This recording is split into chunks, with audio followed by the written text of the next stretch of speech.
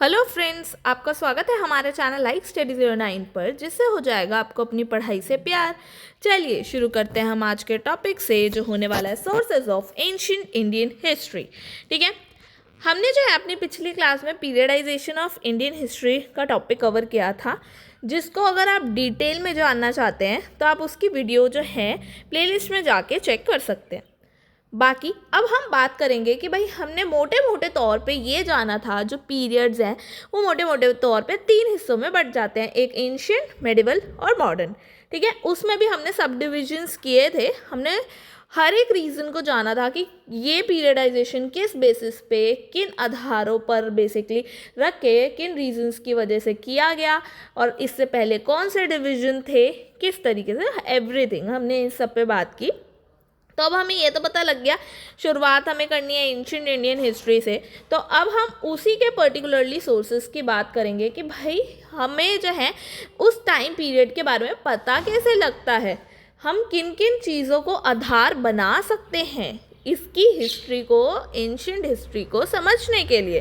ठीक है, तो अब हम बात करते हैं मोटे मोटे तौर पे। आप पर्टिकुलर एंशिएंट ही मत बोलिए, आप कोई भी पीरियड उठा लीजिए, सोचिए एक बारी खुद से कि अगर हमें किसी भी हिस्ट्री के बारे में जानना है तो हम किस किस तरीके के सोर्सेज या साक्ष्य जो हैं इस्तेमाल कर सकते हैं। तो फर्स्ट ऑफ ऑल हो सकता है आप जो है भाई, अगर आपको पास्ट के बारे में जानना है तो आप जो है अपने दादा नाना, ठीक है, मम्मी पापा या कोई भी जो एल्डर है, जो बेसिकली उस टाइम पीरियड में रहा करता था, आप उनसे पूछ सकते हैं कि मम्मा पापा हमारे इस पास्ट में क्या हुआ था, या आपका बचपन कैसा था, या वो पूछ सकते हैं कि भाई आज़ादी के समय जो है कैसे फ्रीडम फाइटर्स लड़ रहे थे आप दादा दादी से। तो बेसिकली आप जो है वर्बली पूछ सकते हैं। ये तो हो गया। पर अगर आपके पास में आपको ऐसा समय जानना है जब आपके पास में भाई दादा दादी भी नहीं है और उससे भी पुराना समय आपको जानना है, तो हो सकता है आप क्या करेंगे, उनके द्वारा लिखी गई जो बुक्स थी या उन्होंने कुछ डायरीज लिखी होंगी, कुछ नोट्स लिखे होंगे, आप उनको यूज़ कर सकते हैं उन्हें समझने के लिए कि भाई कौन से रिसोर्सेज हम यूज़ कर सकते हैं, या मतलब उनके बारे में हम कैसे जान सकते हैं। तो हो सकता है उन्होंने कुछ डायरीज़ लिखी हों, कुछ कुकिंग रेसिपीज़ की बुक्स लिखी हों, जिनके थ्रू आपको पता लगे कि हाँ भाई हमारे दादा नाना के समय से जो है, ये जो दादी नानी के समय से रेसिपीज़ बनती आ रही हैं, ये मेरी दादी की रेसिपी है ना। तो वो कंटिन्यू कैसे चली, आपने उनकी कुक बुक में पढ़ी। तो एक ये इस तरीके से सोर्सेज हो सकते हैं, या फिर आपके पास में अपने दादा परदादा या परनाना या उससे भी ऊपर की जो पीढ़ी है, उनसे, उनके समय से आई हुई कुछ ज्वेलरीज हो सकती हैं, या कोई भी सामान हो सकता है जिसको आप देख के कह सकते हैं ये हमारा खानदानी जेवर है। कहते हैं ना सीरियल में, ये खानदानी जेवर है भाई, बहू संभाल के रखियो।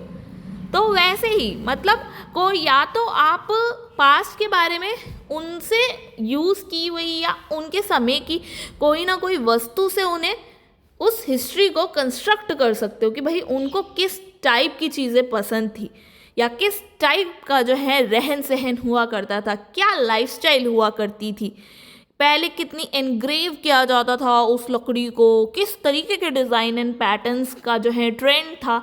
बिकॉज ऑब्वियस ही बात है, अभी जो हम चीज़ें यूज़ कर रहे हैं वो ट्रेंड के अकॉर्डिंग, आगे फ्यूचर में वो ट्रेंड तो नहीं होगा, डिफरेंट होगा, बट एटलीस्ट ये देख के पता लगेगा कि इस समय पे क्या चल रहा है ना।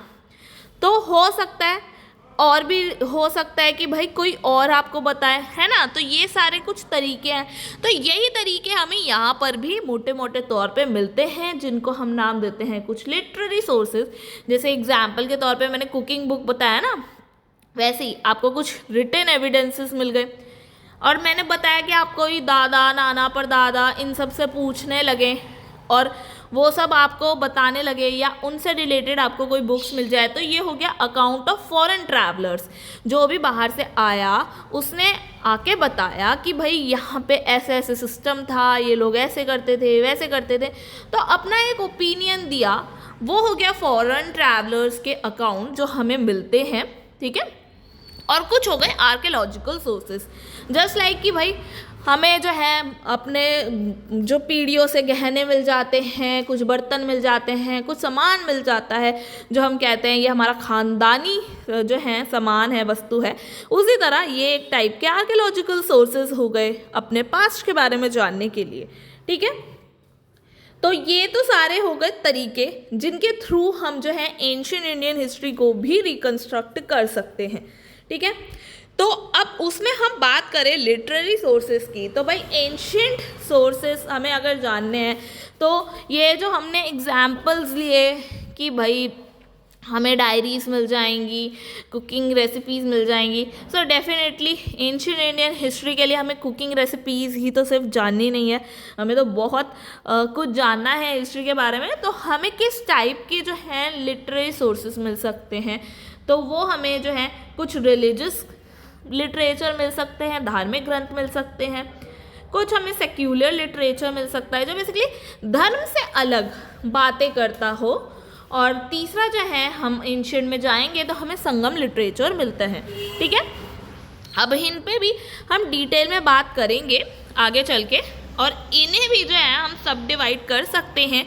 जैसे अगर हम रिलीजियस लिटरेचर की बात करें तो हमें कौन कौन से लिटरेचर जो है मिल सकते हैं, तो एक तो देखो वैदिक लिटरेचर मिल सकता है जो बेसिकली एक तरह से कह लीजिए हिंदू लिटरेचर हो गया, हिंदुओं के बारे में हो गया। ठीक है, और मुस्लिम्स का इन्विजन तो अभी हुआ ही नहीं था, तो इसलिए मुस्लिम लिटरेचर जो है या इस्लामिक लिटरेचर वो तो मिलने से रहा अभी, है ना, क्योंकि हम एंशिएंट पीरियड की बात कर रहे हैं। तो और कौन कौन सा रिलीजन का हमें लिटरेचर मिल सकता है, तो वो है बुद्धिस्ट, जैनिस्ट। ठीक है, तो ये लिटरेचर मिल जाएंगे।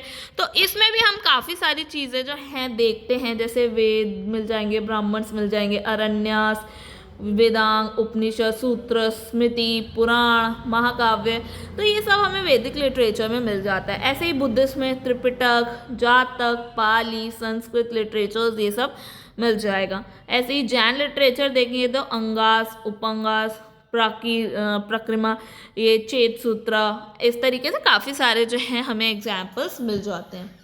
अब वहीं हम बात करें कुछ सेक्युलर लिटरेचर की जो बेसिकली रिलीजन से परे हैं, कि भाई सिर्फ रिलीजन इनका बेस नहीं है और भी बेस है। तो बेस कैसा होगा, हिस्टोरिकल लिटरेचर हो सकता है या नॉन हिस्टोरिकल लिटरेचर हो सकता है। देखिए, चाहे अब वो हिस्टोरिकल हो या नॉन हिस्टोरिकल हो, हम जो है उनको तो हिस्ट्री कंस्ट्रक्ट करने के लिए दोनों को अच्छे से यूज़ कर सकते हैं। ठीक है, थोड़ा सा केयरफुली उसको यूज़ करके दोनों को ही हिस्टोरिकल लिटरेचर में कन्वर्ट करा जा सकता है। चाहे अब वो हिस्ट्री के पर्सपेक्टिव से नहीं लिखा गया था, बट हमने तो उसे यूज़ कर लिया ना एज अ हिस्ट्री। और हिस्टोरिकल लिटरेचर तो भाई ठीक है, वो लिखा ही इस पर्पज़ से गया था कि आगे चल के वो हिस्ट्री बनेगा, है ना।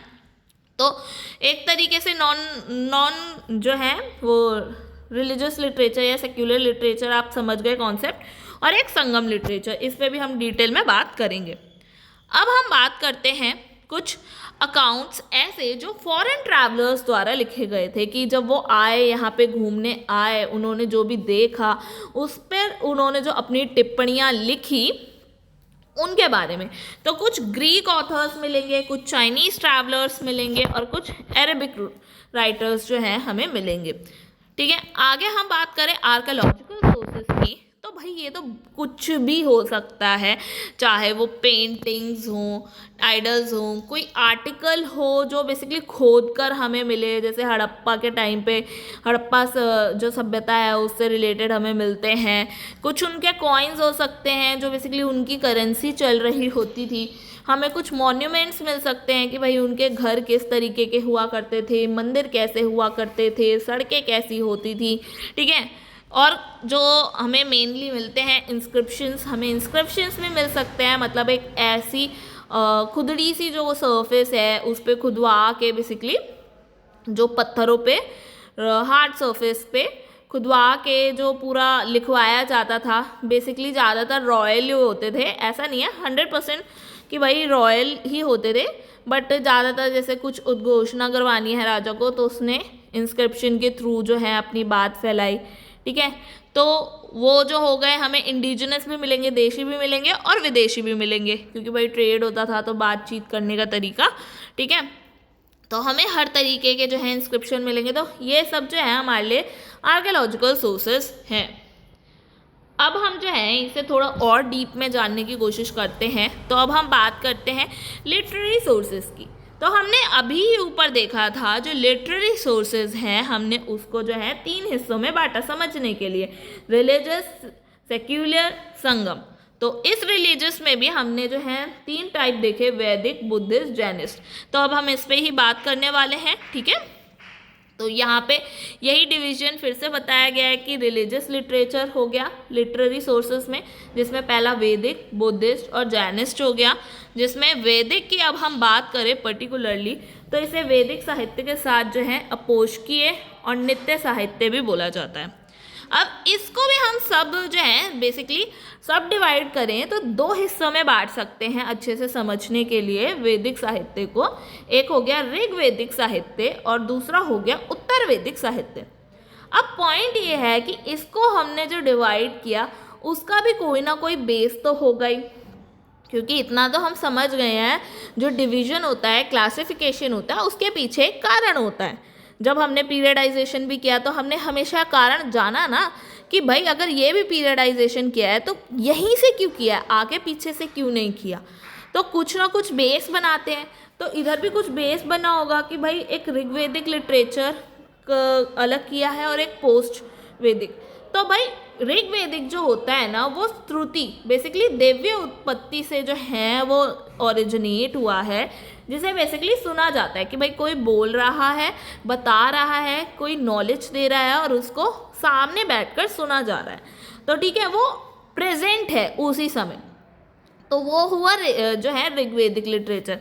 पर जो पोस्ट वैदिक है ना कि बाद में, तो बेसिकली ये जो पर्सन ने सुना जो दिव्य उत्पत्ति से हुआ उसको मेमोराइज करके कि हाँ पहले ज़माने में ये बात कही गई थी, तो उस स्मृति के आधार पर है कि भाई ये सब चीज़ें उस समय पे सिखाई गई थी और वही आगे अब फॉलो हो रही हैं। तो जो मेमोरी बेस्ड हमें मिलता है लिटरेचर वो जो है पोस्ट वैदिक लिटरेचर में आता है, ठीक है। आगे हम इसे और अच्छे से समझेंगे। जैसे अब इसको भी हमने 2 हिस्सों में बांटा, एक तो ब्राह्मण, एक हो गया संहिता। संहिता बेसिकली वेद, जो हम 4 वेदों की बात करते हैं वो इसी में ही आते हैं, वो ऋग्वैदिक लिटरेचर की कैटेगरी में आते हैं, ठीक है। अब हमें पता है जैसे 4 वेद, ऋग्वेद, सामवेद, यजुर्वेद, अथर्ववेद, ठीक है। जिसमें जो ऋग्वेद है उसमें 10 मंडल हैं, 1 से 7 जो है प्राचीन मंडल कहलाते हैं जिसे गौतम मंडल कहा जाता है, और इसमें 1028 सूक्त होते हैं, ठीक है। वहीं सामवेद जो है उसमें 1549 मंत्र हैं सीधे, जो कि बेसिकली कई सारे जो है ऋग्वेद से लिए गए हैं और इसमें जो है गायन किया जाता है, ठीक है, इसे गाया जाता है, ठीक है। और यहीं यजुर्वेद की बात करें तो इसमें जो सूत्र हैं ये प्राचीन गद्य मिलते हैं जिसमें 1090 मंत्र मिलते हैं, कर्मकांड और तथ्यों का विस्तार मिलता है। अब हम बात करें अथर्ववेद की तो इसमें हमें जादू टोने का विवरण मिलता है, औषधि विज्ञान के बारे में हमें पता लगता है। तो ये सारा जो है डिस्क्रिप्शन है, इन्हें हम और डिटेल में बात करेंगे तब जब हम बात करेंगे पर्टिकुलरली वैदिक पीरियड की, ठीक है। क्योंकि अभी तो है हम सोर्सेज की कैटेगरी में बात कर रहे हैं, इसीलिए हम सबके जो मेन टर्मिनोलॉजीज़ हैं उनको कवर करेंगे, बट ज़्यादा डिटेल अभी नहीं जाएंगे, जब उनके पर्टिकुलर टॉपिक स्टार्ट होंगे तब करेंगे। अभी हम इन्हें स्पेसिफिकली इसलिए मेंशन कर रहे हैं ताकि जब हम उन्हें उनके पर्टिकुलर टॉपिक में पढ़ें तो ये अनअवेयर ना हो, ये सारे जो टर्मिनोलॉजीज़ हैं ऐसा लगे कि हाँ ये सुना है, ये जाना है और ये किस कैटेगरी से निकला है, ये सब पता होना चाहिए ताकि उस समय जो है कॉन्सेप्ट क्लियरिटी अच्छे से हो पाए, ठीक है। वहीं अब हम ब्राह्मण की बात करेंगे तो ब्राह्मण में जो है कर्मकांडों की चर्चा मिलती है, उसी में अरण्य उपनिषद मिलते हैं। तो जो अरण्य है वो यज्ञों की दार्शनिक अभिव्यक्तियाँ रहस्यवाद को दिखाती है, वहीं उपनिषद 108 है जिसमें से 12-13 जो है मूल होते हैं। अब हम बात करते हैं उत्तर वैदिक साहित्य की जो बेसिकली मेमोरीज बेस्ड है। तो अब ये मेमोरी बेस्ड है ना, तो ये तो सुन के डायरेक्टली लिखा गया। तो ये जो इसमें वेदांग मिलते हैं, 2 पार्ट है, वेदांग और उपवेद। तो जो वेदांग है वो बेसिकली वेदों के सही उच्चारण या व्याख्या का करता है। मतलब एक तरीके से आप समझ सकते हो ये जो है भाई ओरिजिनल बुक है, ठीक है। और ये उसका एक कह सकते हो गाइड है, जैसे स्कूल में एक टेक्स्ट बुक होती है और उस टेक्स्ट बुक को भी अच्छे से बेसिकली समझने के लिए, इम्पॉर्टेंट पॉइंट्स को क्लियर करने के लिए एक गाइड बुक बन जाती है ना, तो ये एक तरह से वही है, ये वेदों का एक गाइड है, वेदांग जो होते हैं, ठीक है। इसीलिए हम कह रहे हैं ये मेमोरी बेस्ड है, क्योंकि इसका जो मेन सोर्स है वो यही सब है, बस इन्हीं को यहाँ पे जो है यूज़ कर दिया गया है डिफरेंट फॉर्म में, ताकि जो है लोगों को और इजीली जो है वेद समझ में आ पाए। तो वेदांग रेडी किए गए, जिसमें 6 वेदांग रेडी किए गए, शिक्षा, छंद, व्याकरण, निरुक्त, कल्प, ज्योतिष, ठीक है। जिसमें अब बात करें हम कल्प की, तो हमने कई बारी ये नाम सुना है, धर्मसूत्र, मनुस्मृति, तो ये सब जो है कल्प की कैटेगरी में आते हैं। इसमें श्रोत सूत्र, ग्रह सूत्र भी आते हैं, जिसमें श्रोत सूत्र जो है वैदिक कर्म कांडों के बारे में बात करता है, जिसमें 3 प्रकार की अग्नि बताता है। वहीं ग्रह सूत्र जो है दैनिक क्रियाओं में 1 प्रकार की अग्नि को बताता है, और धर्म सूत्र में तो मनुस्मृति है ही, है ना। अब हम बात करें उपवेद की, तो 4 उपवेद होते हैं, जिसमें एक हो गया आयुर, जो बेसिकली औषधियों के लिए होता है, शिल्प जो मूर्तियों के लिए होता है, गंधर्व जो संगीत के लिए है, और धनुर्देव योद्धाओं के लिए, ठीक है। अब हम बात करते हैं आगे बुद्धिस्ट लिटरेचर की, जो हमने सेकेंड पार्ट में देखा था। लिटरेचर में 3 हिस्से देखे थे ना, रिलीजियस, बुद्धिस्ट, जैनिस्ट, ठीक है। अब हम बात करते हैं बुद्धिस्ट लिटरेचर की, तो ये भी जो है 2 हिस्सों में ही बटा था, जैसे ये जो हो गया धर्म सिद्धांत साहित्य और धर्म सिद्धांतोत्तर साहित्य, ठीक है। अब हम जानते हैं कि पर्टिकुलरली ये 2 क्या हैं। तो भाई ये जो धर्म सिद्धांत साहित्य है, ये उस साहित्य को प्रदर्शित करता है जिसका बौद्ध धर्म का मुख्य आधार हो, जिसमें बेसिकली 4 आर्य सत्य, जो हम आगे पढ़ेंगे डिटेल में, सत्य और अष्टांगिक मार्ग इत्यादि सब हों, ठीक है। और वहीं धर्म सिद्धांतोत्तर साहित्य क्या हुआ, उन तत्वों को संदर्भित करता है जो सीधे सीधे सिद्धांतों से बंधे नहीं होते। मतलब यहाँ तो भाई क्लियर कट बता दिया कि क्या क्या करना चाहिए, क्या क्या नहीं। जो अष्टांगिक मार्ग बताए, 4 आर्य सत्य बताया कि भाई झूठ मत बोलो, इस टाइप से जो बताए गए, उनको बेसिकली फॉलो किया जाता था, जो सीधा बुद्धा द्वारा जो है दिए गए थे।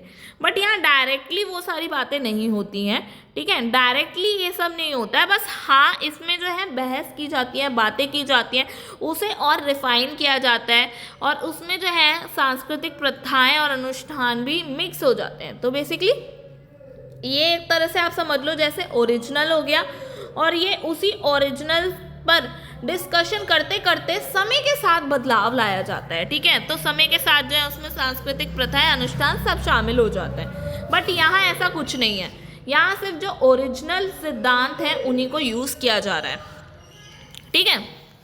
तो अब ओरिजिनल जो सिद्धांत हैं उन पे अगर हम बात करें तो हमें त्रिपिटक मिलते हैं, ठीक है। जिसमें ये जो त्रिपिटक होते हैं ना, ये 3 तरीके के होते हैं, ठीक है।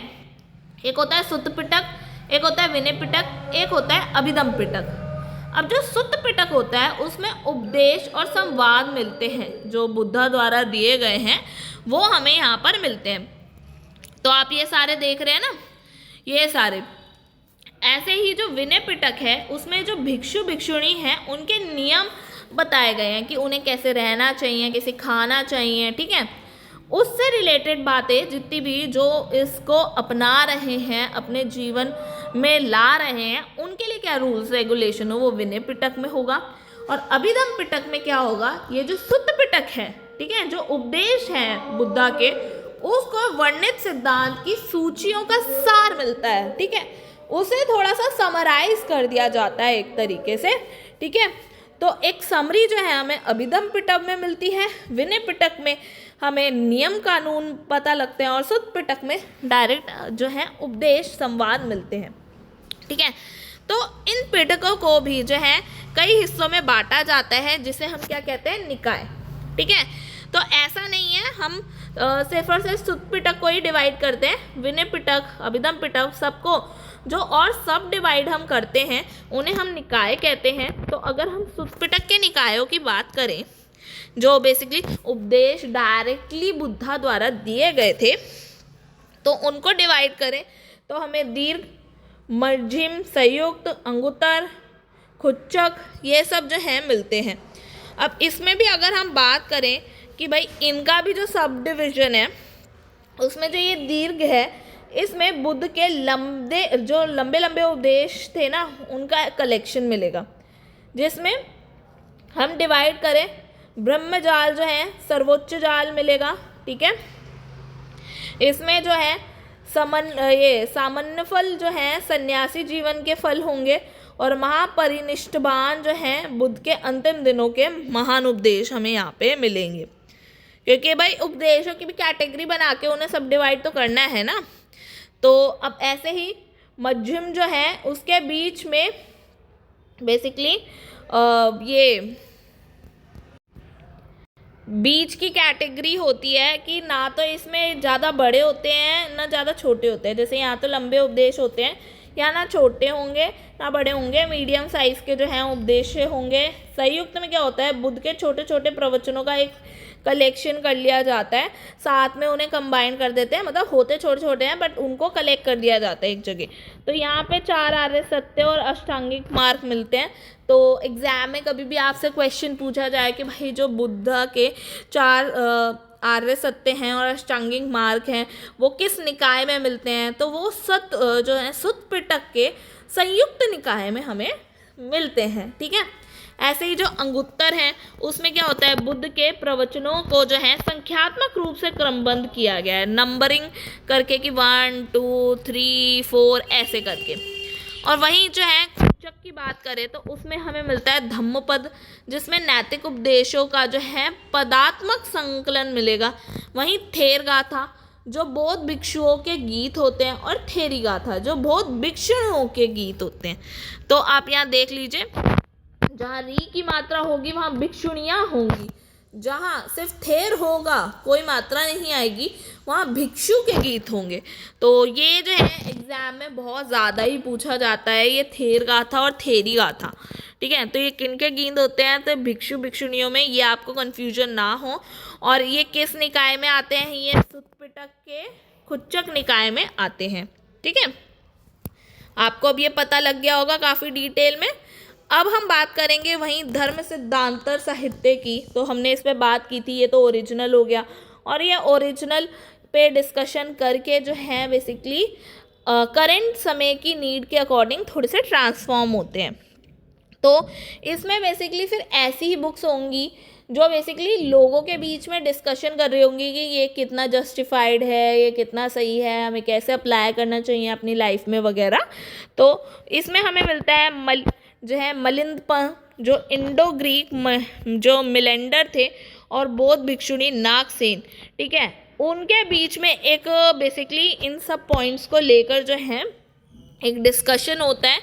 उसके बारे में ये किताब में पूरा डिटेल में मेंशन है कि भाई क्या डिबेट चलती है दोनों के बीच में, ठीक है।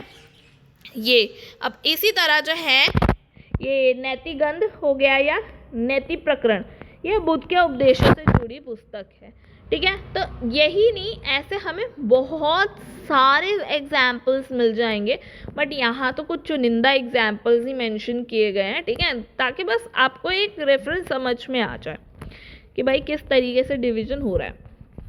अब हम बात करते हैं जैन लिटरेचर की।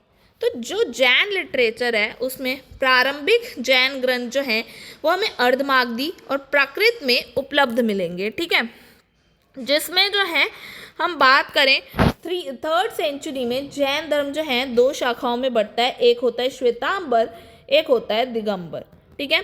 अभी हम इन सब पे बात करेंगे, बट हम अगर जैसे हमने अभी बुद्धिस्ट लिटरेचर को बेसिकली डिवाइड किया था धर्मोत्तर में, उसी तरीके से हम यहाँ पे डिवाइड करेंगे, एक धर्म सिद्धांत, एक धर्मेत्तर सिद्धांत। अब जो है इसमें हम बात करें धर्म सिद्धांत की, तो ये जो श्वेतांबर शाखा है उस धर्म के सिद्धांत पे हम पर्टिकुलरली बात करेंगे, क्योंकि ये तो डिवीज़न हो ही गया था, मैंने बता ही दिया आपको कि भाई श्वेतांबर और दिगंबर में दोनों में डिवीज़न हो ही गया था।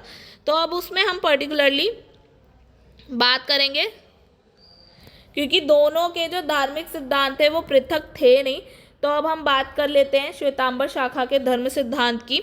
तो इसमें हमें मिलता है अंग, उपवंग, पैन्य, चय सूत्र, मूल सूत्र, ये सब हमें मिलते हैं, जिसमें ये देख लीजिए 12 हैं, 10 हैं, 6 हैं, 4 हैं, ठीक है। और अब हम पर्टिकुलरली अंग की बात करें जिसमें 12 हैं, तो ये जो है श्वेतांबर और दिगंबर के अंग का संग्रह पाटलिपुत्र में बुलाई गई जैन संघ जो है संगति में हुआ था, ठीक है, जो हम आगे बात करेंगे। आगे हम बात करें वहीं धर्मोत्तर सिद्धांत की, तो इसमें क्या है, प्राकृत भाषाओं की शाखा में जो है बाद में इसे संस्कृत में लिखे गए थे, ये थे, ठीक है, प्राकृत में, उन्हें कर दिया संस्कृत में, जिसमें महाराष्ट्रीय व प्राकृतिक भाषा में कुछ लिखित टीकाएं हैं, ठीक है। अब एग्जाम्पल के तौर पे हम देख लीजिए कि भाई निज्जुति, भाष्य, चूड़ी, संस्कृत में अगर हम टीकाएं देखें, ये तो क्योंकि प्राकृत भाषा में है। अब संस्कृत में देखें तो वृत्ति, अवचूड़ी। वहीं जैन पुराण जो है जैन हेजियोग्राफी कहा जाता है, जैन का जो पुराण है जैन हेजियोग्राफी। अब हम बात करें और तो ये आदि पुराण 9th सेंचुरी का जो ऋषभ या आदिनाथ के जीवन की कथा पर वो जो है बेसिकली बेस्ड है। ऐसे ही हरिवंश पुराण मिलेगा 8th सेंचुरी का, जो कौरव, पांडव, कृष्ण, बलराम की कथाओं का एक जैन संस्करण है। ऐसे ही जो है हम बात करते हैं त्रिपष्टि लक्षण महापुराण जो है 9th सेंचुरी का, जिस जो है जिनसेन और गुणभद्र द्वारा जैन संतों, राजाओं, नायकों की कथाएं हमें मिल जाएंगी, ठीक है। और हमें जो है ये हेमचंद्र की परिष्टि पर्वन जो है 12th सेंचुरी में मिलती है। ये प्रारंभिक जैन संतों के इतिहास के अलावा भी वहाँ का जो राजनीतिक इतिहास है उसको भी जो है दिखाती है, इसीलिए ये जो नाम है ना ये बहुत ही इंपॉर्टेंट है। इसका रेफरेंस जो है ना आगे जब हम डिटेल में हिस्ट्रीज एंशिएंट की कवर करेंगे तो हमें मौर्य टाइम पे भी और ऐसे काफ़ी सारी जगह जो हैं इसके रेफरेंसेस जो हैं मिलेंगे, ठीक है। अब हमारा थर्ड पॉइंट आ जाता है लिटरेरी सोर्सेस में संगम लिटरेचर, ठीक है। तो संगम लिटरेचर की बात करें तो ये जो है फॉर्म होता है तकरीबन 3 काउंसिल्स में, जिसमें पहला जो है वो 4440 ईयर्स पहले जो है मदुरई में हुई थी। सेकेंड जो है 3700 ईयर्स पहले कपाटपुरम में हुई थी। और थर्ड जो है 1850 के जो है वर्ष पूर्व जो है मदुरई में हुई थी, ठीक है। अब हम बात करें कि ये जो 3 काउंसिल्स हुई थी तो ये एरियाज़ तो बहुत इम्पॉर्टेंट है, याद रखना। शुरुआत भी मदुरई में हुई थी, एंडिंग भी, और सेकंड जो है कपाटपुरम में हुई थी। तो अब इन सब के जो है अध्यक्ष कौन थे, ये बहुत ज़्यादा पूछा जाने वाला एग्जाम में क्वेश्चन है। तो भाई हमें तीनों के अध्यक्ष जो हैं याद रखने पड़ेंगे, पहली काउंसिल, सेकेंड काउंसिल और थर्ड काउंसिल के। तो फर्स्ट काउंसिल की डिटेल हम एक बार पहले देख लेते हैं कि अध्यक्ष कौन थे। अंगतियार ऋषि या अगस्त ऋषि हम कई बार देखते हैं, तो वो जो है उस समय यहाँ पे अध्यक्ष थे। मेंबर कितने थे, 549 मेंबर्स थे। और किस टेक्स्ट को बनाने के लिए बेसिकली यहाँ पे बातचीत हुई और ये अध्यक्षता की गई, तो ये जो है अख्तियरम जो है इस डॉक्यूमेंट को बेसिकली फॉर्म किया गया, इस टेक्स्ट को फर्स्ट काउंसिल में। वहीं अब हम बात करें सेकंड काउंसिल की, तो अध्यक्षता कौन की, तो तोल्काप्पियम ने की, जिसमें मेंबर्स कितने थे, 49। टेक्स्ट क्या बना, तमिल व्याकरण का जो ग्रंथ कहलाता है तोल्काप्पियम, वही जो है इन्होंने फॉर्म किया। वहीं अब थर्ड की बात करें तो थर्ड में अध्यक्ष कौन थे, नक्कीरम। मेंबर कितने थे, 49। टेक्स्ट कौन कौन से फॉर्म किए गए, तो जो ये पत्तु इत्तु तोगई और पदिनेकिल कंडवक, ठीक है। तो ये सारे जो हैं टेक्सेस यहाँ पे फॉर्म किए गए। जिसमें हम बात करें दक्षिण भारत का प्राचीनतम साहित्य जो है प्रारंभिक, जो हम स्टार्टिंग में देखते हैं, वो तमिल भाषा में ही हमें रचित मिलता है और उसे ही आगे चल के जो है संगम साहित्य के रूप में जाना जाता है। तो एक तरह से आप समझ लो जितना भी तमिल लिटरेचर है वो सारा का सारा जो है संगम लिटरेचर का हिस्सा है, ठीक है। अब हम उसी तरह कुछ संगम लिटरेचर के कुछ काव्यों के बारे में बात करें तो जो अक्कम है वो बेसिकली प्रेम साहित्य कहा जाता है। वहीं जो पुरक है वो एक युद्ध साहित्य कहा जाता है, जिसमें युद्धों से रिलेटेड बातें की जाती हैं। वहीं जो अकम है उसमें जो लव स्टोरीज, रोमांस, ये सब जो है हमें देखने को मिलता है। तो ये जो पुरम है, हम पर्टिकुलरली इसकी बात करें तो इसे A.K. रामानुज ने जन काव्य की संज्ञा दी है। ठीक है, अब इसमें भी कई सारे विषय जो है हमें देखने को मिलते हैं, जैसे नीतिक शास्त्र, राजनीति, समाज शासन। तो बेसिकली पॉलिटिक्स से रिलेटेड जितने भी टॉपिक्स बनते हैं, कॉन्सेप्ट्स बनते हैं, वो सारे जो विषय हैं वो यहाँ पर हमें देखने को मिलते हैं। अब हम बात करें वहीं तमिल साहित्य में अलवर व नयनार के जीवन के वर्चस्व की, तो अलवर रचनाकार जो थे वो पेलवार, पुतलवार, पोइकेलवार, और वहीं नयनार रचनाकार तो वो थे नाथ मुनि, नंबी आराण नंबी, ठीक है, तिरुमरी। तो ये सब हमें मिलते हैं। अब जो है हम बात करेंगे लिटरेरी सोर्सेस में सेक्युलर और जो है नॉन रिलीजियस लिटरेचर की। ठीक है, जो हमने ऊपर बात की थी उसका सेकंड फॉर्म, क्योंकि अभी हम रिलीजियस लिटरेचर्स तो कवर कर चुके हैं। तो अब जो है हम बात करेंगे नॉन रिलीजियस लिटरेचर की, जिसमें हमने बात की थी कुछ नॉन हिस्टोरिकल लिटरेचर या हिस्टोरिकल लिटरेचर। बट आप सबको ही हिस्टोरिकल लिटरेचर की कैटेगरी में देख सकते हो, जैसे कौटिल्य का अर्थशास्त्र, विष्णु शर्मा का पंचतंत्र, हितोपदेश, क्योंकि ये कैटेगरी मिक्स्ड होती रहती है। क्योंकि मैंने बताया ना, हम इसे हिस्ट्री में कन्वर्ट कर सकते हैं अगर वो हिस्टोरिकल पर्सपेक्टिव से नहीं भी लिखी गई है तो। अब कल्याण हो गया, राजतरंगिणी, ये ऐसे ही हमें ये जो है इतने सारे हम काम देख रहे हैं ना, ये सारे के सारे, ये सारे की सारी बुक्स ऐसी हैं जो वहाँ की पॉलिटी, सोसाइटी, इकोनॉमी, वहाँ की ओवरऑल कंडीशन को बताती है। बट रिलीजियस टेक्स्ट नहीं है कि भाई वहाँ का धर्म बता रही हो, वो वहाँ की सारी कंडीशन को जो है दिखाएगी। ठीक है, तो एक तरह से आप समझ गए हो, ये सारे जो होते हैं नॉन रिलीजियस टेक्स्ट कहलाते हैं। आगे हम बात करें अकाउंट ऑफ फॉरेन ट्रैवलर्स की, कि भाई फॉरेन ट्रैवलर्स के कौन कौन से अकाउंट रहे हैं। तो हमने बात की थी कुछ ग्रीक रोमन वर्क्स मिलेंगे, कुछ चाइनीज़ वर्क मिलेंगे, कुछ तिब्बतियन मिलेंगे और कुछ अरेबिक वर्क हमें मिलेंगे। तो जो ग्रीक और रोमन वर्क हैं उसमें एक तो अलेक्जेंडर मिल जाएगा। अलेक्जेंडर से पहले के जितने भी वर्क हैं हम उसको एक कैटेगरी में रख सकते हैं। एक को जब अलेक्जेंडर था, सिकंदर था, उसके कंटेम्प्रेरी के तौर पे देख सकते हैं। एक देख सकते हैं लेटर, कि भाई उसके बाद कौन आया। ठीक है, तो ये हम एक तरीका बांट सकते हैं कि भाई अगर हमें जानना है कि ग्रीक या रोमन वर्क्स इंडिया में पर्टिकुलरली कौन कौन से थे या बाहर भी थे तो कैसे थे। तो अब हम बात करें भाई अलेक्जेंडर से पहले तो हेरोडोटस, जो फादर ऑफ हिस्ट्री कहलाते हैं तो वो हमें रेफरेंस में मिलते हैं। भाई कंटेम्प्रेरी देखें कि उसके टाइम पे कौन थे, तो इतनी बड़ी हमें ये पूरी लिस्ट मिल जाती है, आप सबके नेम देख सकते हैं। ऐसे ही लेटर में आप देख सकते हैं मेगिस्थनीज हो गया, ठीक है, और ये पूरा लिस्ट आप देख लीजिए, क्योंकि अभी जो है क्लास बहुत ज़्यादा लंबी हो रही है। वहीं हम बात करें चाइनीज़ वर्क की, तो हमें जो है फायान गुप्त काल में मिल जाता है, ठीक है, होसांग मिल जाता है, सनगुन मिल जाता है, ऐसे हमें काफ़ी सारे नेम्स मिल जाते हैं। तिब्बतियन में भी जो है हमें काफ़ी सारा वर्क मिल जाता है। अरबिक में भी जो है अलबिरूनी की तारीख़ हिंद मिल जाती है, फिर दौसी हो गया, ठीक है, हमें ऐसे कई सारे जो हैं एग्जाम्पल्स मिल जाते हैं जो बेसिकली हम इन्हें साथ साथ कवर करते हुए चलेंगे। ठीक है, तो अब जो है हम आर्कियोलॉजिकल सोर्सेज पे एक सेपरेट वीडियो बनाएंगे और सेपरेटेडली जो है हम अब अपनी नेक्स्ट क्लास में जो है आर्कियोलॉजिकल सोर्सेज पे बात करेंगे। तो आई होप आपको आज की क्लास अच्छी लगी होगी।